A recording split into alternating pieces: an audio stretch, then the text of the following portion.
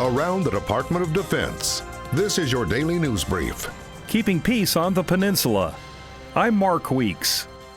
Since the end of hostilities between the North and South, U.S. and South Korean forces have worked together to keep it that way. Over the past 65 years, our commitment to each other has faced many challenges, yet it has never wavered. The U.S. Republic of Korea alliance, along with the ready-made coalition of the United Nations Command, is the unshakable bedrock of deterrence that has preserved peace and stability on the Korean Peninsula.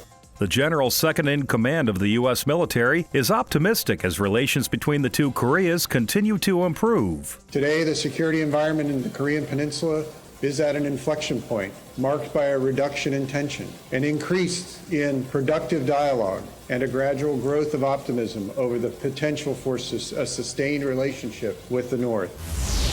Veterans Day is Sunday, November 11th, a day America is thinking about those who proudly served our nation. The purpose of Veterans Day is to honor all veterans, both living and deceased, that served our country honorably in the armed forces. Veterans Day primarily focuses on the millions of living veterans across the country. And why is Veterans Day so important?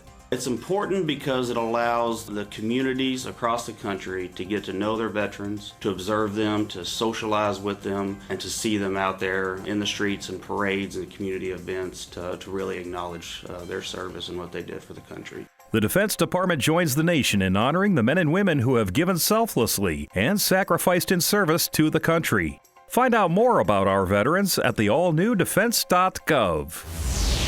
The Navy and Guam National Guard joined forces in disaster relief efforts in the U.S. territory of Saipan after Super Typhoon U-2 caused massive damage to the tiny Pacific island. Soldiers and sailors loaded heavy equipment vehicles to move and clean large amounts of debris more efficiently onto a Navy ship for transport to the island. This is the first time Guam National Guard vehicles were transported by ship, a task usually done by the Air Force for National Guard equipment and personnel.